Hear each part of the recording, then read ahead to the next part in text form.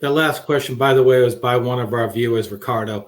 Another viewer, Claudio, asks about seniors essentially getting penalized for having a larger cash position, which has literally, in his view, eliminated interest income. This has been a complaint that's been ongoing for some number of years now.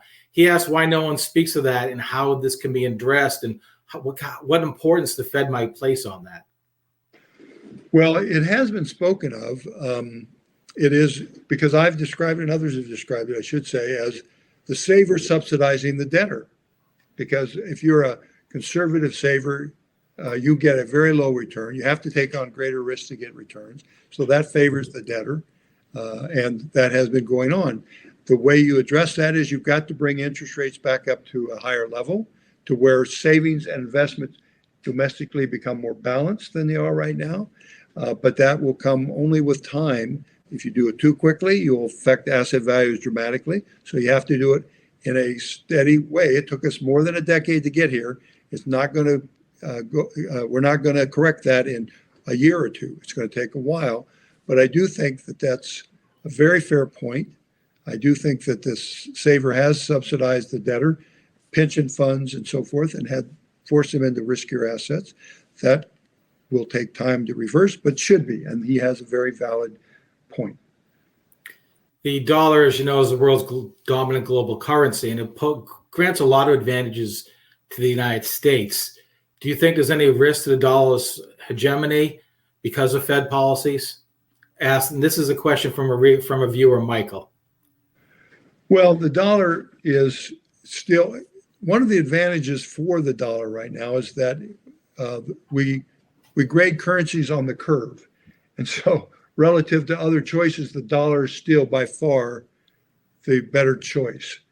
But that's not a given. If we continue to spend more than we take in, we continue to run deficits that are as high as 12.5% of our GDP, which they have been recently, then we will, I think, over time, weaken the dollar. We did that in the end of the 60s, early 70s, caused us to go off the gold standard or as an anchor.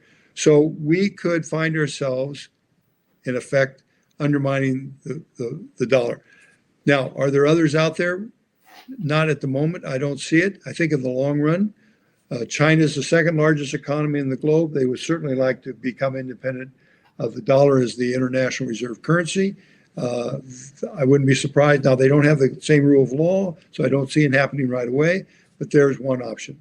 I don't think Europe will anytime soon, but it's not a given. It's not ours by right. We earned that by having a very strong economy, an industrialized economy, one that the world envies. You don't keep it by giving that away. So we have to talk about and make sure our economy is strong, it is stable, and it is reliable well into the future. And then we will stay the world's reserve currency. Now, as you know, price inflation until very recently had been quite low. And obviously it's exploded in the past year, hitting 7% based on the consumer price index, a 40-year high. What has the Fed done, in your view, that has contributed to the increase in price inflation in the past year? What accounts for this? Is it Fed actions, Washington's actions? How do you explain that? Well, the Fed has basically enabled the government to borrow at will at very low rates because it has brought a big portion of that onto its balance sheet to keep interest rates low. It has therefore allowed the Congress not to discipline itself. So we have this understanding that we needed to do a good part of this in terms of the pandemic and its effect. And the Fed helped that. But we did more than that, which the Fed also participated in. And we have the past decade where the Federal Reserve has purchased enormous amounts of government debt to keep interest rates low.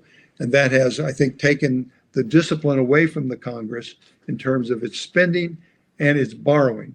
If the national debt, federal debt, has gone from $10 trillion in 2008-9 to $30 trillion today, that has been made possible in part by the Federal Reserve's actions and willingness to buy those those debt instruments and keep interest rates low and facilitate the government spending program through borrowing rather than by facing the fact you have to pay higher interest or you have to raise taxes or you have to spend less.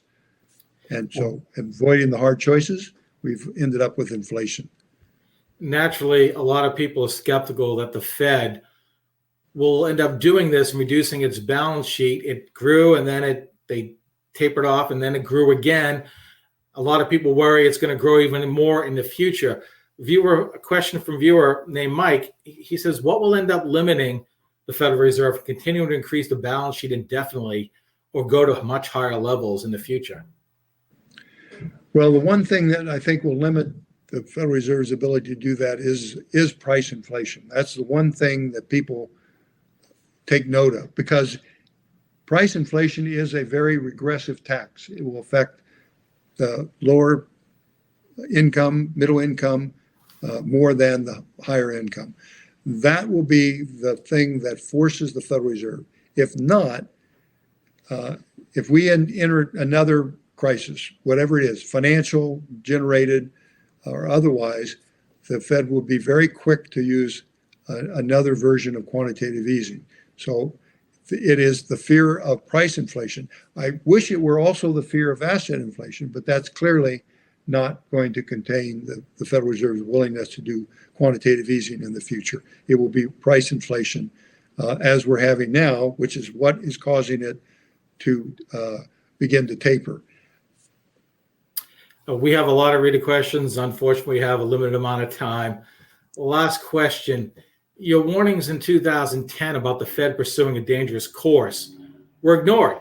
And frankly, your warnings have been ignored until very recently. The Fed actions at one point, even until recently, were also celebrated. Yet now people are rediscovering your dissents and seeking you out. Politico ran a large profile of you, and star comedian and commentator Jon Stewart invited you on a podcast. It's fair to say that no regional bank president has ever had a gig on the Jon Stewart show. What does all this interest in your views tell you? Well, it tells me that people are, if nothing else, sensitive to high inflation. They know what it's doing to them. They know they're losing ground across the board. And I think that's what has brought attention. Now, when we had just asset inflation, enough people gained. It was not as obvious. You didn't see it every day. But now when you go to the grocery store, you see the inflation. And that is what people are paying attention to. It's unfortunate that we didn't think about inflation in a broader context a decade ago when we saw asset values exploding. I think it would have allowed us to enter this period and have less of a threat of inflation going forward. But it is the effect, the realization of current inflation of 7% and worries about it going higher that have caught everyone's attention. That's all, unfortunately, we have time for today. Thanks for being here, Tom, and thanks to our audience for tuning in. We hope you listen to our next episode tomorrow. Barron Senior Manager Editor Lauren Rubin and Healthcare Industry Reporter Josh Nathan Katzis discuss what's new in healthcare investing and provide an update on COVID-19 treatments and vaccines. Thank you again for listening today. Stay safe and have a great day. Adoption of teens from foster care is a topic not enough people know about, and we're here to change that. I'm April Dinwiddie, host of the new podcast, Navigating Adoption, presented by Adopt US Kids. Each episode brings you compelling real-life adoption stories told by the families that live them with commentary from experts. Visit adoptuskids.org/podcast or subscribe to Navigating Adoption, presented by Adopt US Kids. Brought to you by the U.S. Department of Health and Human Services Administration for Children and Families and the Ad Council.